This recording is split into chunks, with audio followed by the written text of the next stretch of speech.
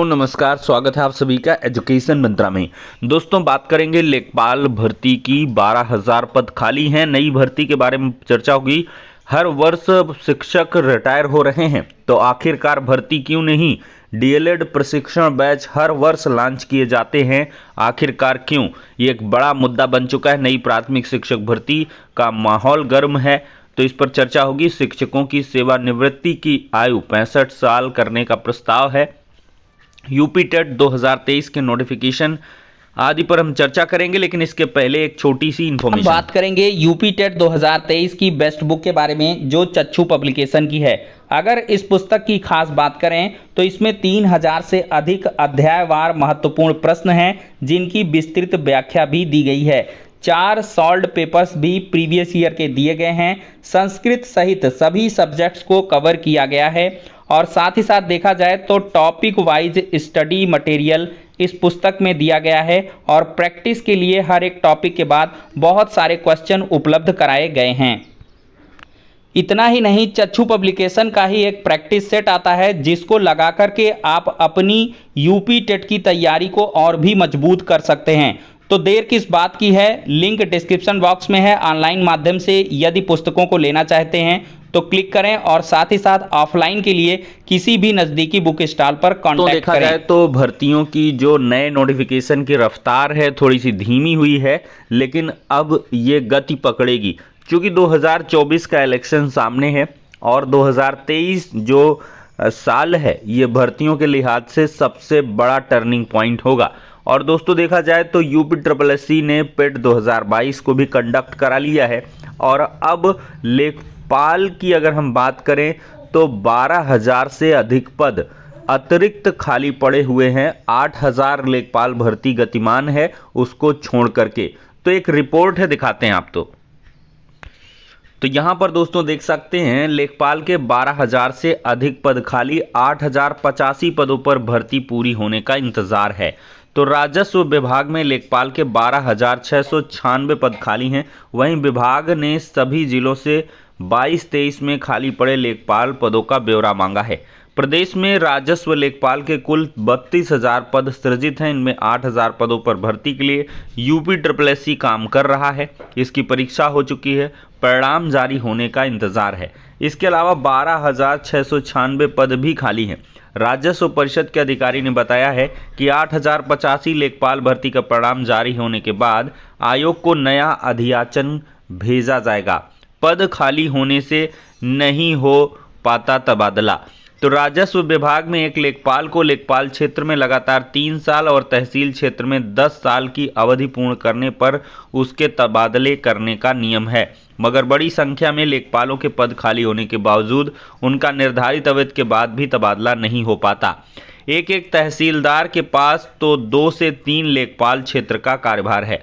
तो ये स्थिति बनी हुई है। और दोस्तों देखा जाए तो पेट 2022 से आपको 12K जो लेखपाल भर्ती है वो देखने के लिए मिलेगी, क्योंकि दोस्तों पहले ये था कि 6 से 7,000 पदों पर लेखपाल भर्ती आएगी, लेकिन जो पद हैं वो लगातार खाली हो रहे हैं, क्योंकि रिटायरमेंट भी हर साल होता है।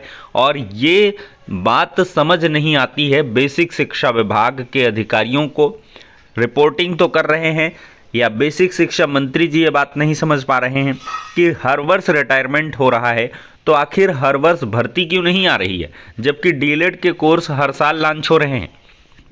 यहाँ दोस्तों एक रिपोर्ट है अमर उजाला ब्यूरो की, हर वर्ष रिटायर हो रहे शिक्षक तो कैसे पद खाली नहीं हैं।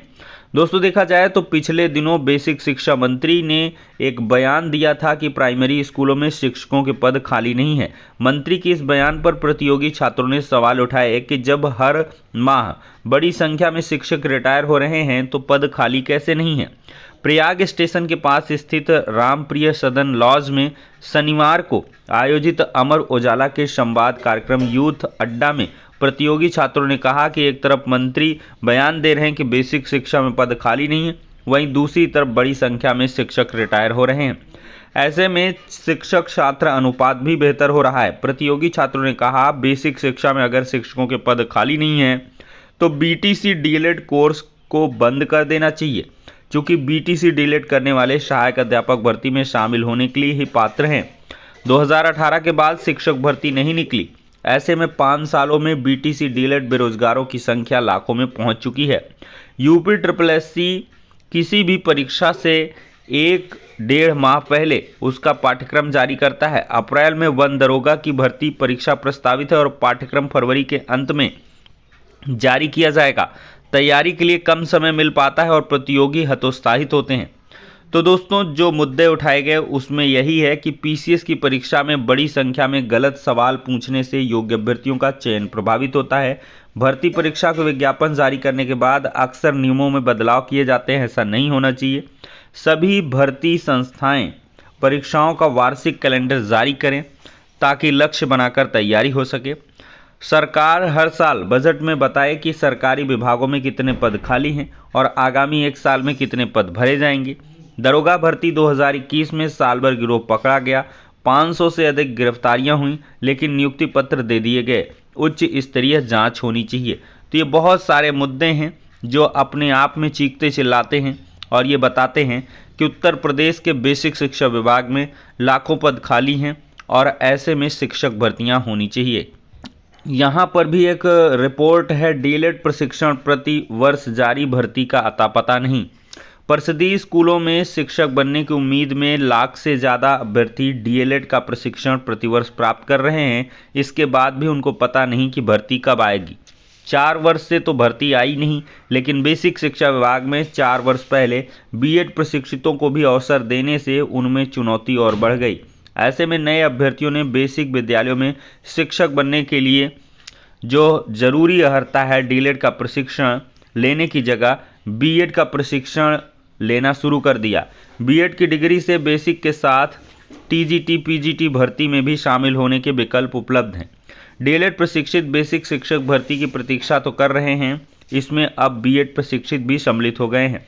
2018 की 69,000 शिक्षक भर्ती में बीएड ने भी आवेदन किए और देखा जाए तो जिनकी संख्या परीक्षा में सम्मिलित डीएलएड प्रशिक्षुओं से दोगुने से ज़्यादा थी। मुख्यमंत्री योगी आदित्यनाथ ने पहले कार्यकाल में शिक्षक छात्र के अनुपात का आकलन शुरू कराए जाने से अभ्यर्थियों को उम्मीद थी कि इसके लिए गठित समिति की रिपोर्ट के बाद नई भर्ती आ सकती है।